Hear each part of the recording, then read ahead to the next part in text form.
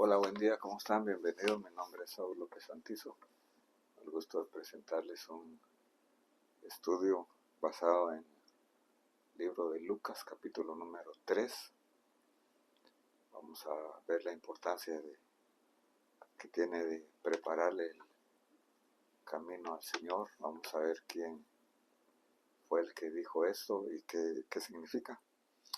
En el año 15 del imperio de Tiberio César, siendo Pilato gobernador de Judea y Herodes tetrarca de Galilea, y su hermano Felipe tetrarca de la región de Iturea y de Tracónite, y Lisanias tetrarca de Abilinia, durante el sacerdocio de Anás y Caifás, vino la palabra de Dios a Juan, hijo de Zacarías, en el desierto.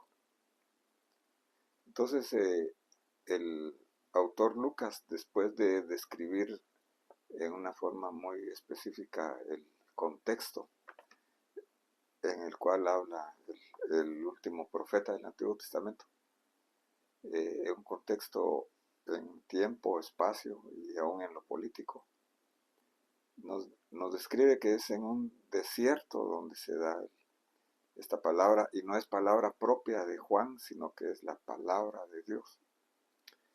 Es importante también mencionar que el nombre Juan o Yohanan en hebreo significa Dios es misericordioso. Vamos a ver cuál fue el mensaje que está dando Juan aquí el Bautista. Y él fue por toda la región contigua al Jordán, predicando un bautismo de arrepentimiento para el perdón de pecados, como está escrito en el libro del profeta Isaías. Voz que clama en el desierto: preparad el camino del Señor, haced derechas sus sendas.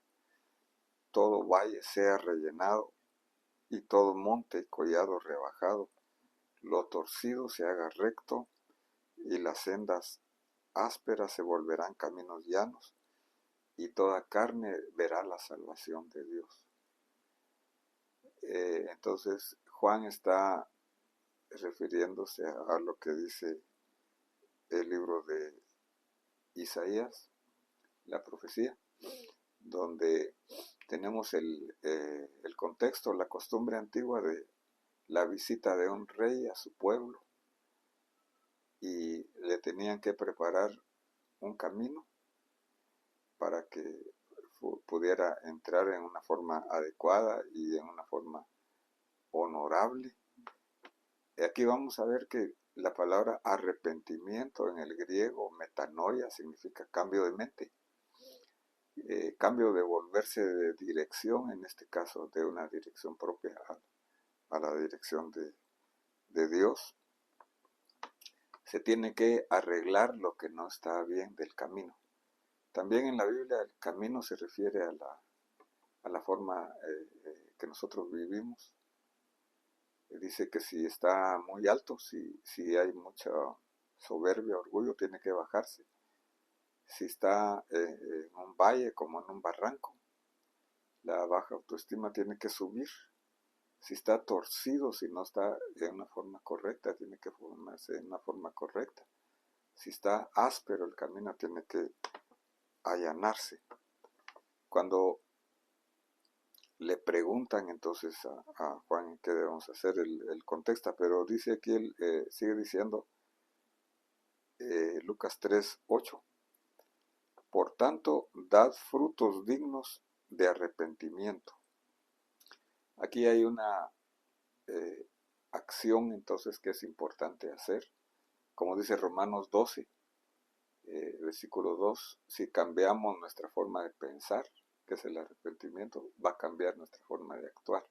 Entonces las acciones son frutos de arrepentimiento, consecuencia lógica de un cambio de mente. No comencéis a deciros vosotros mismos, tenemos a Abraham por padre, porque os digo que Dios puede levantar hijos de Abraham de estas piedras. Sabemos que en Israel hay muchas piedras. pero Dios no considera hijos de Abraham solo por herencia nada más, sino que por fe, el padre de la fe. Y el arrepentimiento es una experiencia personal, no es heredada. Cada familia, cada generación tiene que tener su propia experiencia. Los hijos de una familia tienen que tener su propia experiencia de salvación. También el hacha ya está puesta en la raíz de los árboles. Por tanto, todo árbol que no da buen fruto es cortado y echado al fuego. Aquí está hablando en una forma, a pesar de que Juan quiere decir misericordia, pero en una forma muy definida, y es una urgencia de arrepentirse. Entonces las multitudes le empezaron a decir, ¿qué haremos? Y él respondiendo les dice, el que tiene 2 túnicas, comparta con el que no tiene, y el que tiene que comer, haga lo mismo. Aquí hay una forma práctica de demostrar un fruto de arrepentimiento. En lugar de acumular, dice aquí, compartir, ya sea la ropa, lo que se tiene, la comida. Vinieron también los recaudadores de impuestos para ser bautizados y le dijeron, Maestro, ¿qué haremos? Entonces él le respondió, no exijáis más de lo que os ha ordenado. Se os ha ordenado. También los soldados le preguntaron, ¿qué haremos? A nadie extorsionéis, ni a nadie acuséis falsamente, contentaos con vuestro salario. Entonces aquí le está diciendo, cuídense de la tentación de la codicia, de la avaricia, de enriquecerse en base a lo que no es correcto. Cuando el pueblo estaba a la expectativa, dice, y todos se preguntaban en sus corazones acerca de Juan, si él sería el Cristo. Entonces Juan le contestó muy enfáticamente, yo os bautizo en agua, pero viene alguien que es más poderoso que yo, a quien yo no soy digno de desatar la correa de su calzado. Él os bautizará con Espíritu Santo y fuego. Entonces él está poniéndose en una forma humilde. Y vamos a ver que es importante también en el arrepentimiento reconocer que el único que es digno de recibir el honor y la gloria es Jesucristo. No somos nosotros mismos los que necesitamos ser engrandecidos, ni ningún líder. Juan, que Jesús lo considera como el profeta, el mayor profeta más grande del Antiguo Testamento, se está humillando. Aquí dice que él no es digno de hacer la acción más baja que un siervo, que un alumno podría hacer con su maestro, desatar la correa de su zapato, ni eso. Pero Cristo nos da a nosotros el poder del Espíritu Santo. El Espíritu Santo nos da el poder a nosotros de reconocer nuestro pecado y de vivir para Él en una forma diferente. El bieldo está en su mano, aquí está hablando de Jesús, para limpiar completamente su era y recoger el trigo de su granero, pero quemará la paja en fuego inextinguible. Aquí entonces la primera venida del Señor Jesús viene como cordero a resolver el problema del pecado, pero en su segunda venida Él va a venir como juez a reinar. Luego nos dice Lucas 3:21 que el Señor fue bautizado. Aconteció que cuando todo el pueblo era bautizado, Jesús también fue bautizado. Y mientras él oraba, el cielo se abrió. Vamos a ver entonces que Jesús no confesó porque no tenía pecado, sino que él oraba aquí.